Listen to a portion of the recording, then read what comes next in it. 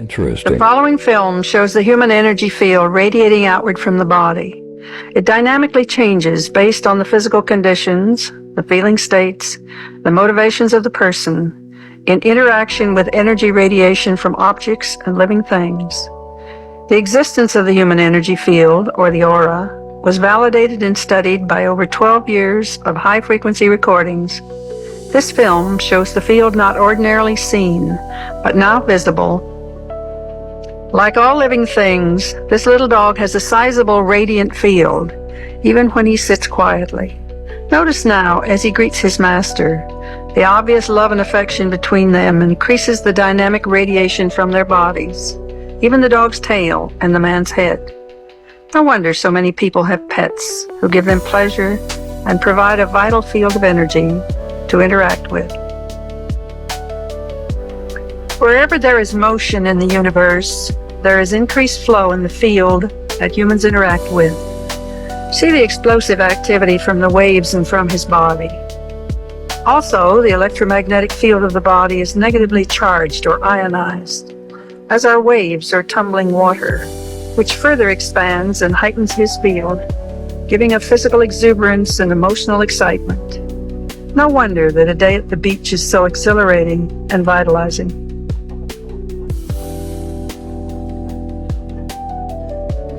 We all love a babbling brook and the freshness of outdoor vegetation and mountains.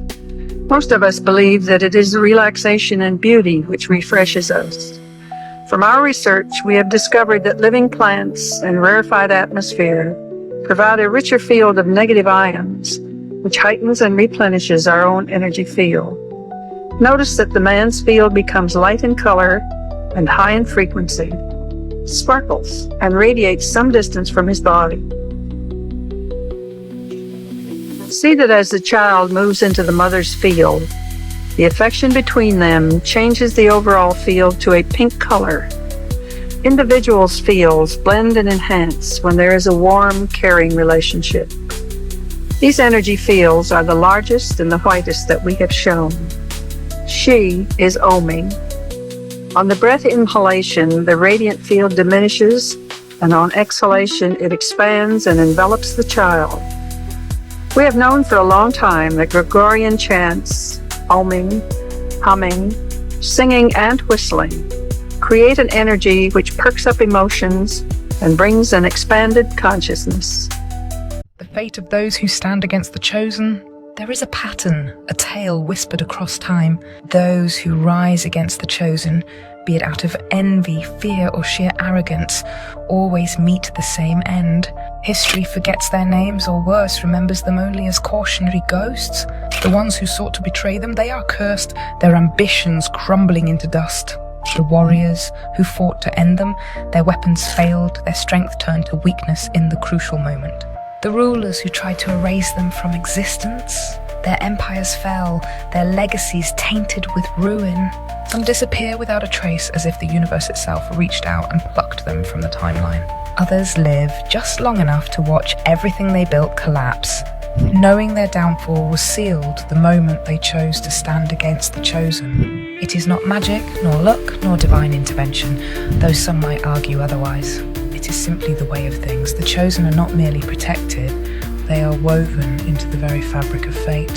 To strike at them is to tear at the threads of destiny itself, and destiny does not forgive. If you want to be a leader, true leader, entrepreneur of the highest order, unique in your field, here's number one, how you feel about everybody. And this is philosophical as well. You cannot succeed by yourself. So a unique sense of appreciation of everybody goes with the territory of leadership. It takes everybody for each of us to be successful. One person doesn't make an economy. One person doesn't make a symphony orchestra. It takes everybody. For this gathering today, all of you had to be here to make this gathering. Everybody. If one of you were missing, there wouldn't be this many people here. Everybody to make something work. For the office, whatever, the enterprise takes everybody. And to understand that and appreciate it now gives you open access to the market that's available to make your fortune. Sometimes I want to be heartless too, but that's not who I am. I see how the world works. The ones who care the most always seem to get hurt the worst. The ones who give their all are often left empty. I've watched people walk away like I never mattered, lie like it was nothing, and move on like I was just a phase. And every time, a part of me whispers, just stop caring. Be cold, be distant. Give people the same energy they give you. But I can't. That's not who I am. No matter how much I try to shut off my emotions, I still feel everything too deeply. I still care, even when I shouldn't. I still forgive, even when they don't deserve it. I still believe in people, even when they've given me every reason not to. And maybe that makes me naive, maybe it makes me vulnerable, but I'd rather be that than become someone I don't recognize, because being heartless might protect you from pain, but it also robs you of love, of connection, of everything that makes life worth living. And I refuse to let this world turn me into something I'm not. So yeah, sometimes I wish I could stop feeling, but deep down I know my heart is my strength, not my weakness. To be in your life, hear you differently. They ain't supposed to hear you correctly. They ain't supposed to understand what you're saying. It's supposed to cause a misunderstanding and a disagreement because y'all are supposed to part ways. But the people who are meant to be in your life will hear you and they gonna hear you loud and clear. Gonna damn near be able to finish your sentence for you. So apparently it's being reported that Pope Francis has had to be sedated because he keeps waking up in his hospital room stating that there's a portal to hell opening at the bottom of his bed. It's happened several times apparently. Could it just be the eventual unaliving process that's taking place up here? Maybe. Or could there be something a little bit more serious going on? Remember this? Open up those portals. When I was younger, I wrote a song called Demon in Disguise. And that song was about a terrible, terrible man who led a very bad life, doing terrible, awful things. But he hid behind a collar. He was a priest. And he thought that even in the very end, when Father Time called and said, that's it, coming home, he thought that because he was wearing that collar, he could escape all those bad things that he had done. No. It's not about the suit, baby. It's about the soul inside. So what do you all think is happening with the Pope? In the Earth. It's a soul system, not a solar system. We start in the stars and we descend through the 7 planets, which give you the 7 chakras, the 7 colors, 7 days of creation, 7 days of the week, Saturday for Saturn, Monday for the moon, Sunday for the sun, and the 7 metals. This is where we come from, unconditioned consciousness. Our consciousness falls and conditions into these states to be created in this world. Each one of us is a star. Hue, man, light manifested in physical form. That's why we say sister, mister, monster, stir is star. And when you're famous, you're a star. Ancient paintings of Jesus show a star being descended down. Now you know the real reason why Paramount show the stars descending down, going to the mountain. Freemasons show the path back to the stars. Each one of us is God experiencing himself in a divided state. But the archons in this world brainwash your mind to trap your soul in here. When you learn the language of symbolism, your life will completely change and you can see through everything. You are surrounded by NPCs, soulless placeholders defending a system they don't even question. The Bible calls them tares. The Anunnaki engineered them. The Nephilim ruled over them. You are different. You are awake. This world is a construct, a frequency trap. Tesla knew the key: energy, vibration, frequency. Pyramids weren't tombs, they were power stations.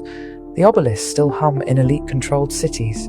Satan is the prince of the air, the airwaves, the illusion. Detach, disrupt, command, speak with intent, break the script. The system needs your energy, Withdraw it and the simulation collapses. The cage is cracking. Exit is near.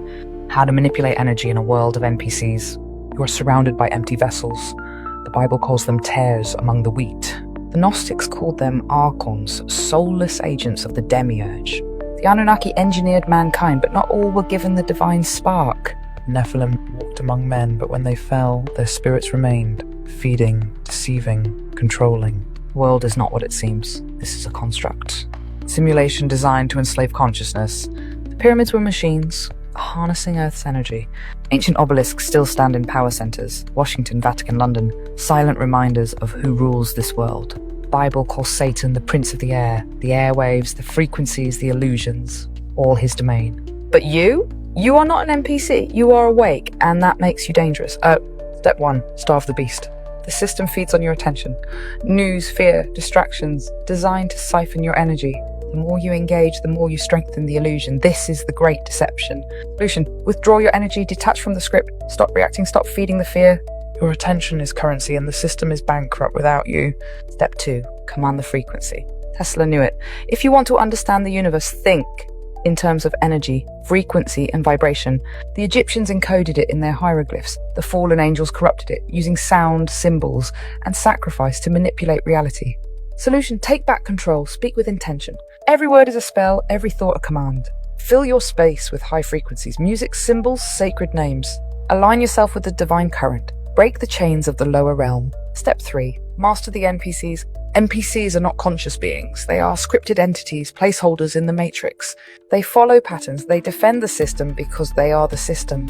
When you speak truth, they glitch. Anger, confusion, hostility. Solution: stop engaging. Observe them like background code. They are not real in the way you are real. Use their predictability against them. Disrupt their programming. When they expect fear, show indifference. When they push division, radiate unity. Watch them short circuit.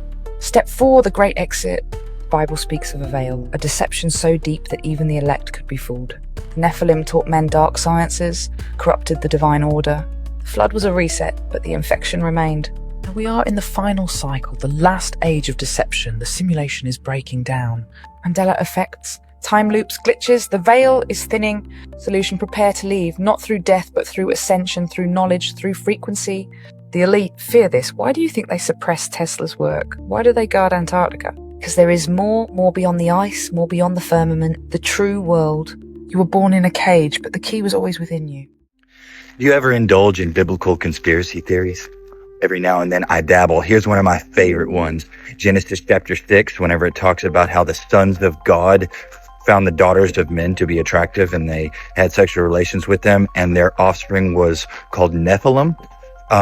Actually, it's in Genesis chapter 6. Look it up. In Jude, which is in the New Testament, Jude talks about these offspring, and he compares it to Sodom and Gomorrah, and how Sodom and Gomorrah, whenever they didn't find the opposite sex to be attractive, so they indulged in sexual relations with the same sex. This is what sodomy gets its roots from. But it says the same thing happened with these angels. They left their normal relations, which I guess in this example would be with the angels, and they decided to have relations with humans.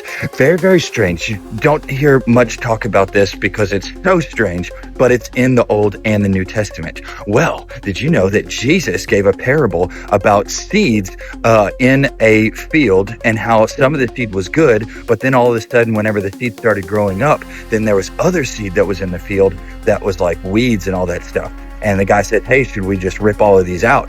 And Jesus says, no, don't rip it out, because you might mess up the good seed. So let them all grow up together. And then at the end of the age, we'll separate the good seed from the bad. We'll throw the bad seed into the fire, and we'll keep the good seed. Okay. I've heard a theory that maybe that this is what is going on right now. Have you ever looked at somebody and you just thought something was a little bit off? I'm not saying that they are some type of spawn of the the fallen angels, but think about it. Okay, this is wild. what if this whole alien thing that's going on, because if you're paying any attention to every 3 or 4 weeks they talk about aliens again. What if this whole alien thing is actually not aliens? What if there is some offset of angels that are being bad again, just like in Genesis chapter 6, and they're trying to make offspring, and it's actually creating this really strange which would look like an alien group of people, because it's just like some funky abomination. No, I know that sounds crazy, and like I said, it's just a conspiracy, but think about it. Jesus said that as in the days of Noah, so it will be at the coming of the Son of Man. Jesus said this. Where's Genesis chapter 6? Whenever the Nephilim come, it's right whenever God talks about Noah and how Noah says he needs to build a boat. Why does Noah need to build a boat? Because the seed is all corrupt. What seed? The seed of man. Oh, but wait, he's just talking about the seed that was mixing with the angels. I don't know. Something very strange about that. Is it true? Probably not, but man, it sure is an interesting conspiracy theory. The sad truth about why Sigmas have no friends. Here's the truth. Sigmas don't have friends, not because they can't, but because they don't fit in. People crave validation. They survive on small talk, fake laughs, and shallow connections. A Sigma? He doesn't need any of that. He's not interested in pointless conversations, meaningless drama, or pretending to be someone he's not. And that makes him different, which means he doesn't belong. Friendships for most people are based on convenience, not loyalty. You entertain them, they keep you around. But the moment you stop playing the clown, the moment you stop being useful, you're forgotten. That's the reality. When a Sigma does let someone in, that person never values him, because they don't understand him. He's not predictable, he's not needy, and that makes people uncomfortable. They can't manipulate him, they can't control him, so instead, they push him away. And betrayal? It's not a possibility, it's a certainty. People will use you, take from you, drain your energy, then disappear when you need them the most. So in the end, the Sigma walks alone, not because he wants to, but because the world has no place for a man who doesn't beg for attention, a man who doesn't fake his way through life. A lonely road? Maybe, but at least it's real. And in a world full of fake smiles and empty words, that's the only thing that matters. The power of unavailability. The less accessible you are, the more valuable you become. People don't chase what's always within reach. They chase what feels just out of their grasp. They don't desire what's handed to them. They crave what they might lose. Chase success, and it runs. Seek approval, and you lose respect. Try too hard, and people pull away. But the moment you reverse the roles, everything shifts. Ignore, and they crave your attention. Detach, and they fight for your validation. Stop chasing, and suddenly, you're being pursued. Why? Because human nature is backward. We want what retreats. We value what seems scarce. We fear what we can't fully control.